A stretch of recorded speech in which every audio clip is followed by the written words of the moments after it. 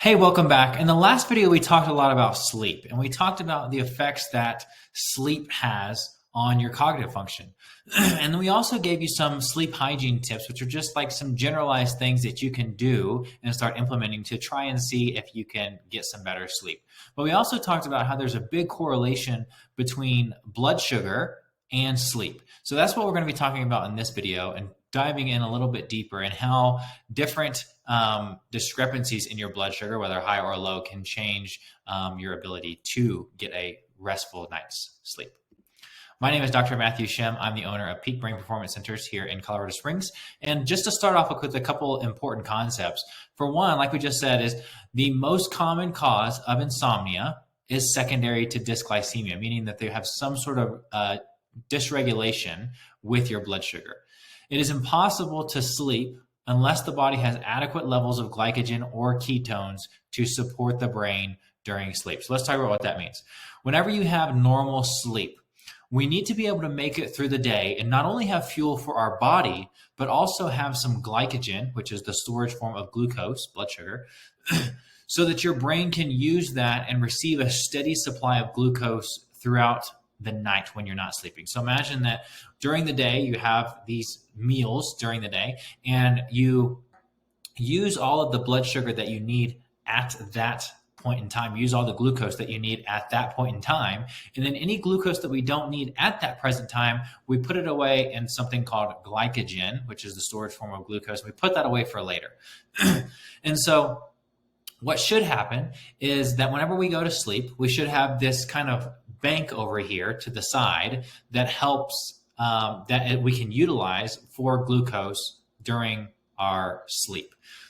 And then from there, we should be able to get normal sleep. And if we get normal sleep, then it causes a decrease in the amount of neuroinflammation or brain inflammation, which is what we've been talking about in the last few videos, and how this inflammation in your brain can lead to all these different cognitive symptoms.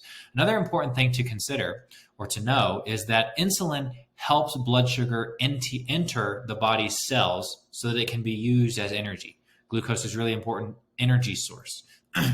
Insulin also signals the liver to store blood sugar for later use. And so that's going to be important as we move along. And the fact that, think about the example that I like to use is, let's say that whenever you eat, you utilize that glucose that you need, and then you store away the rest for later. It's kind of like around the holidays, the holidays are now over. So what you should do is take all of your decorations down and put them in the attic or put them away for later, put them away for next year.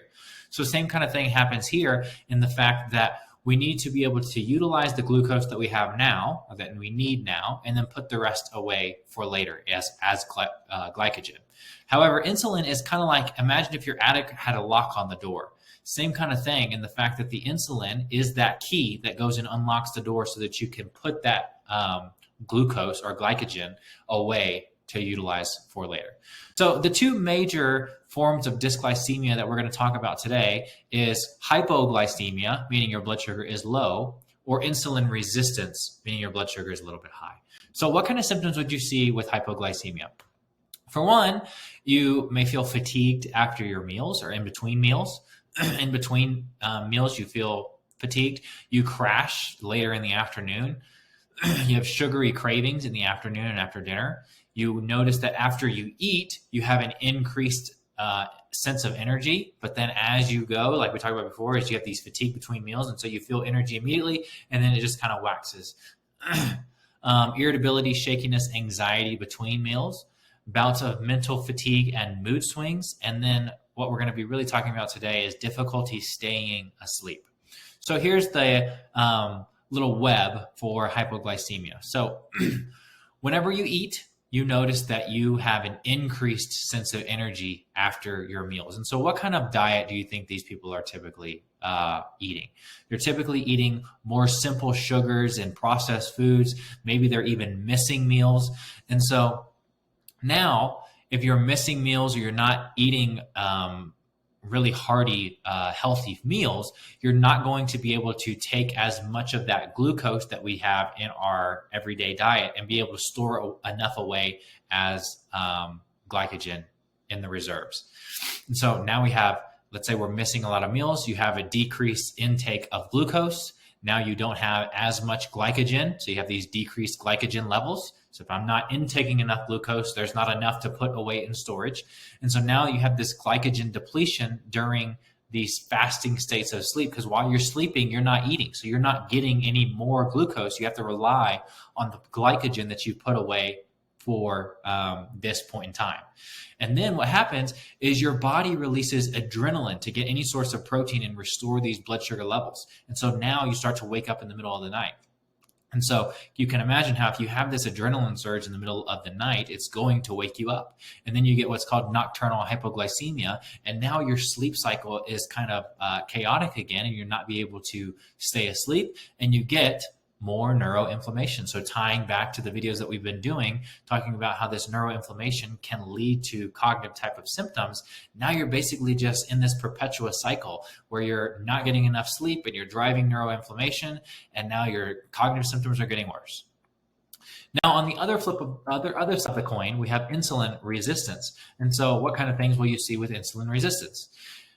You might see fatigue after your meals, impaired brain function after your meals, sugar cravings after your meals, chronic inflammation throughout the day, difficulty losing weight, trouble falling asleep, frequent urination, difficulty exercising, and significant improvements in energy, difficulty exercising, but significant improvements in your energy after exercise. So talking about the web of this one. With people with insulin resistance, they typically feel fatigued after your meals. And remember, we talked about what insulin is and the importance of insulin.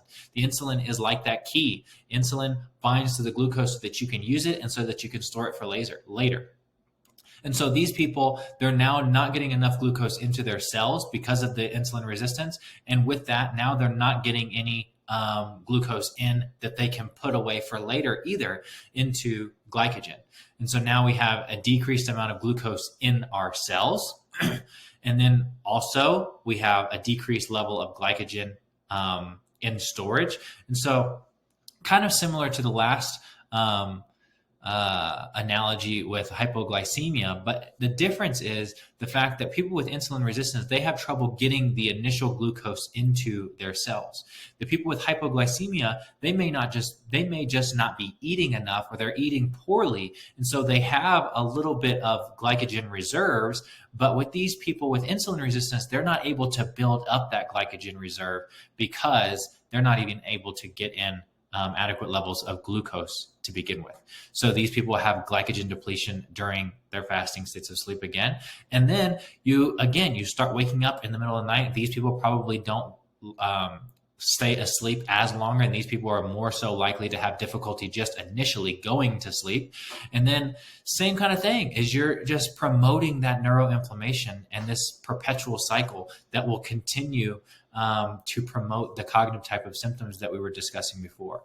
So I hope you were able to learn something in this class, and I hope you're able to see how you being able to not sleep is not just as simple as saying, maybe I need to avoid bright screens or avoid blue light before I go to bed, or make sure that my temperature in my room is okay and I go to sleep at a regular time. All these types of things are important, but if you're not able to have an adequate level of glycogen and regulate your blood sugar levels, it's going to make it very, very difficult to sleep. So if you have any questions about that, feel free to email me or give me a call. Until next time, I'll see you then.